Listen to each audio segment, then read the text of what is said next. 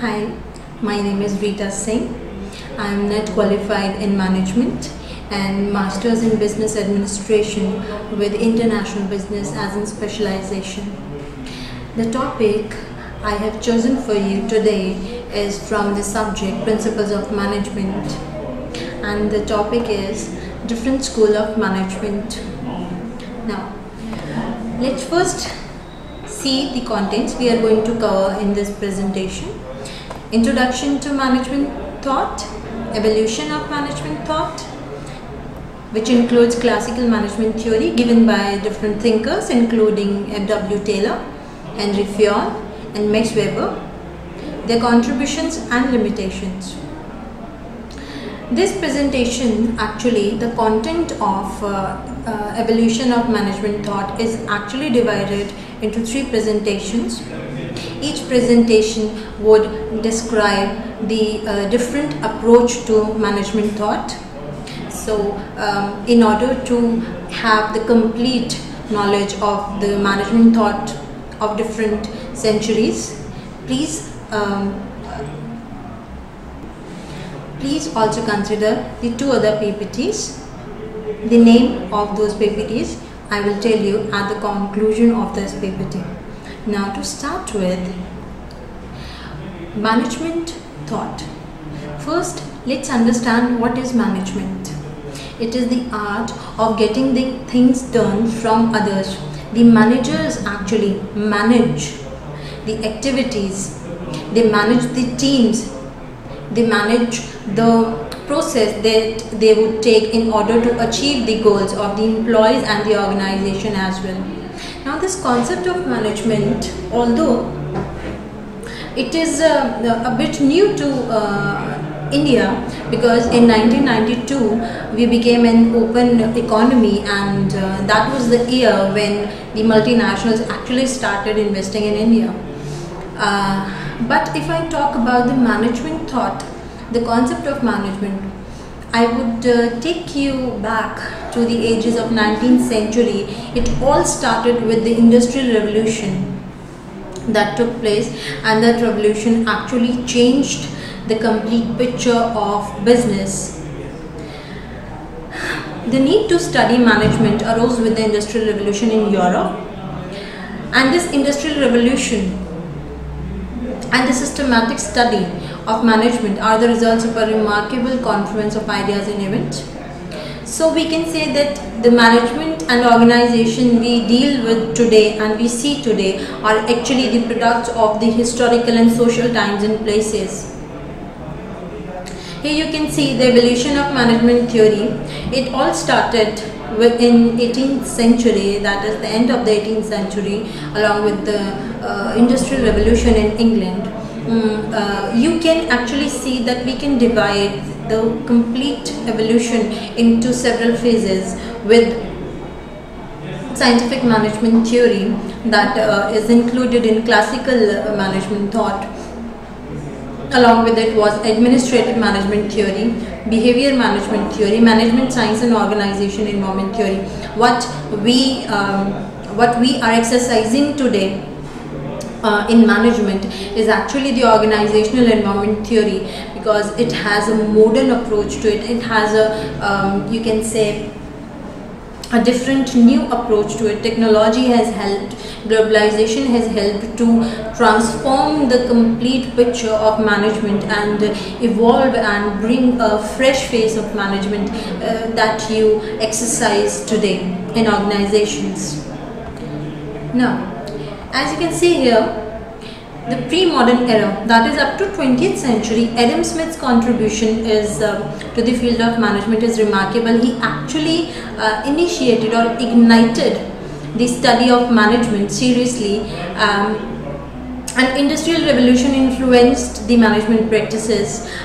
In the early 20th century, you can see that scientific management came, then general administrative theory came with the human resource approach, the quantitative approach, and in later 20th century we can see that the process, system and contingency approach came. Now, from the later 20th century thought, they are called as the modern approaches of management and the scientific management, general administrative theory and human resource approach, they all are till the general administrative theory, it is said as behavioral theory, and earlier is scientific management is classical management thought. So we can actually divide the whole thought into three different aspects. First is classical management thought, then came the behavioral thought, and then came the modern approach. We will discuss it one by one with the help of the presentations, and the behavioral model or the neoclassical model and the modern approach model will be discussed with the help of different presentations. So consider those presentations as well when you are finished with the presentation of classical management theory. Here you can see the major classification of management approaches. The classical approach includes scientific management, bureaucratic and administrative management, and the rest are from behavioral and quantitative and modern approach. We will discuss each and every approach separately by giving due time to them so that we can understand the complete scenario in a better way. Let's start with the classical approach. Majorly, three management approaches came under classical approach, that is Frederick Taylor's scientific management, Max Weber's bureaucratic management, and Henry Fayol's administrative management. This classical approach thought, actually it was heavily influenced by the capitalists. All these three theories which are under, all these three approaches which are under classical theory, that is scientific management, Max Weber's bureaucratic, and the Henry Fayol's principle of management, administrative theory, they all were influenced by the capitalist, and at that time the notion of these thinkers, the thought was only limited to the production part, how we can improve the production so that we can improve the profits of the organization. In scientific management theory, it was given by the father of scientific management theory. He is called the father of management, Frederick Taylor. Along with Henry L. Gantt and Frank and Leland Gilbert, he devised the body of principles known as scientific management theory. Now let's understand what is this theory. As I told you, his management system was based on production line time studies, and using time study as his base, he broke each job down into the components and designed the quickest and best method of performing each component. Here are the principles of Taylor. Four principles you can see here. First, to develop a scientific way for each element of individual work, which replaces the old rule of thumb method. By this, he wanted to say that every individual must be given with a specific work. Second, scientifically select and then train and teach and develop the workers so that the production can be improved, and cooperate with the workers and divide the work and responsibility almost equally between the managers and the workers. What are the contribution of this theory? Let's understand. First, the modern assembly pours out finished product faster than Taylor could ever imagined, and its efficiency techniques have been applied to many tasks. Today the approaches you today the approaches you are seeing today, the researches going on the management theory is actually initiated by this scientific management theory. This theory has proved as a base to many other theory and thinkers. There were some limitations to this management theory. First was they did not consider the human part. They did not consider workers as an asset. They considered worker as a cost to the company. Taylor's system clearly meant that time was of the essence. His critics objected to conditions that placed under pressure on an employee to perform it faster. The environment, the work conditions were not improvised to improve the production so that the worker can work efficiently. Rather, they were asked to work faster so that the production can be improved.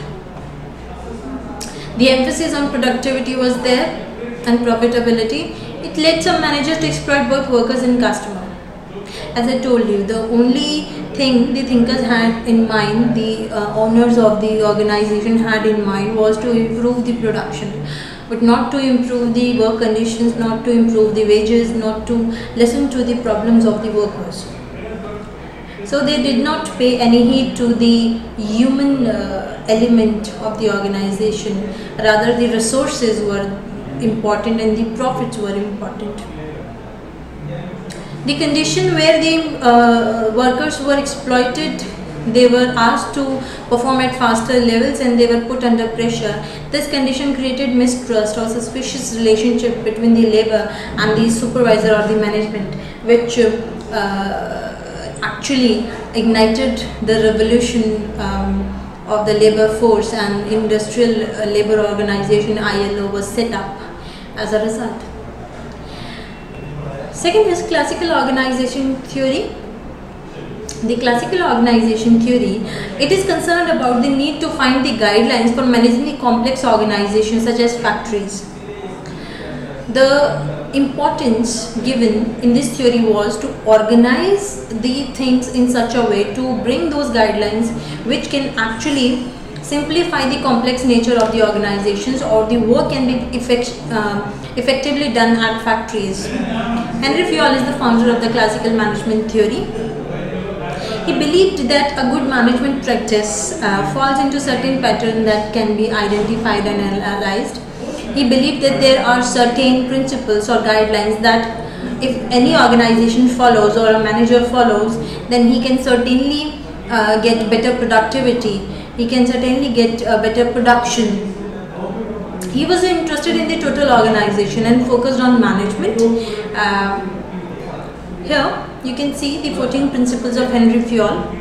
First is division of work, that a work should be divided. It should be planned that what work would be done by whom, so that there is a simplification in the working pattern. It is simple so that it is simple to schedule the work. Second is authority and responsibility. Henry Fayol emphasized this, that if you provide someone with responsibility, you must give them some authority so that they can work with autonomy. Discipline was like, you should have discipline in order to bring you can say uniformity in the organization. Unity of command. This principle says that one supervisor should only report to one manager. Unity of direction, that there should not be too much subordinates under one superior. He should direct in. So basically we can say that there should not be two boss of subordinate. He should have one boss, so that the direction is given to him, they are clear and there is no mess. Interest, to create the interest in the workers is very important. Remuneration, to give them good wages, to pay them good bonus. Centralization should be there. The power should be in the hand of the top management, and the power should not be disseminated to the lower levels of management. Scalar chain, that there should be a uniform dissemination of information. Order is that there should be clarity of order that is given to the subordinates. Equality should be there. If it is said that no one should come late, then it is applied to both the subordinates and the superiors as well. If it was said that there would be a dress code, then it should be applied to the top level, middle level and low level management. Stability of tenure, if you provide them the stability or the security of their job, they would work in a better condition. Initiative. Fayol said that if the manager would not take the initiative, he cannot motivate his subordinate to work according to him. And esprit de corps, that means unity is strength. If the organization work as a team, if they are unite, they can achieve any goal within a time frame. So unity was very important. These are the 14 principles of Henry Fayol, and all of these principles, apart from few of them like centralization and interest, all are used by every organization even today, let it be a multinational or a national organization. The contributions of this theory was, before this theory, before Fayol, it was generally believed that managers are born, they are not made. Fayol, however, said that management was a skill and it can be taught once its underlying principles are understood. If you understand the principle, you can learn to be a good manager. It identified key management processes, functions and skills. And there are the contributions. Let's talk about the limitations of the classical theory. Every coin has two faces. These theories contributed a lot, but there were few limitations that actually became the father of the new theories that came up in modern approach as behavior approach. Today, the organization, they are very complex and they are very dynamic in nature. So this theory does not fit in some of these organizations. Here also, this theory treats the employees as an element rather than considering them as resources. And the procedure that was governed by this theory, it may not be applicable in certain situations. Now let's understand the third important approach, that is bureaucratic management approach under the classical thought. Max Weber actually gave this approach, and his features were work specification and division of labor, abstract rules and regulations, impersonality of managers, hierarchy of organization structure. Here you can see the 6 characteristics of Weberian bureaucracy. He says there should be a division of labor with clear definitions in authority and responsibility. There should be a position in the organization, hierarchy in the organization. Management should be separated from the ownership of the organization. If you look at the characteristics, if you think about these 6 characteristics Max Weber, you would smell that bureaucratic nature. As the theory names suggest, the Max Weber was actually writing this theory on behalf of the capitalists who were they were just after the money. They wanted to produce more and more. They wanted centralization. They wanted to control the workers. They did not allow them to work in autonomy. They wanted to create a class difference. That is why centralization and hierarchy in the structure was emphasized in these theories. The limitations were, this theory is not universally applicable to today's organizations. Today, decentralization is actually the very important element in any organization's success, and it is looked upon. Fayol's principles like that of specialization were frequently in conflict with the principle of unity and command. Principal characteristic of duty changes in the global environment, and the classical theorists, they ignored the problem of leadership, motivation, power or information relation. So the human, as I said, the human point, the human or the manpowers, they were completely ignored by these classical theorists, and the main concern was on how to improve the production and how the capitalist can control the organization. So decision making was only restricted to top level, as today if you see, the decision making is actually delegated to the middle level managers so that they can work, because they are the bridge between the top level and the lower level management. So bureaucratic or these administrative theory are not actually super applicable to today's organization, but still some of their principles are even today applied and used by each and every organization. So we can say that without the past, the managerial mistakes and lessons learned, we would not have found future accomplishments in management. Yes, when you make mistakes, at least you try something. If you do not try something, you cannot get success, you cannot get mistakes. So you make mistakes, you re-experiment and you invent something, you innovate something. It is very important. These theories were, as I told you, they are today's approaches you can say a base to today's approaches, modern approaches. Today's modern thinkers, they take these theories as a base to start up with something. As it is good said that history teaches us more than what we may be able to discover on our own. So the opportunity to become more than what we thought we could grow to be, if we take these theories as a foundation to the new inventions and innovations. Now, before I say bye, I would like you to please see the presentations. Please see the presentations, which includes the behavioral management thought and the quantitative management thought. Two presentation. This presentation is part 1 and we have part 2 and part 3 as well. So please consider those presentations so that you can actually understand the evolution of management thought. For now, thank you.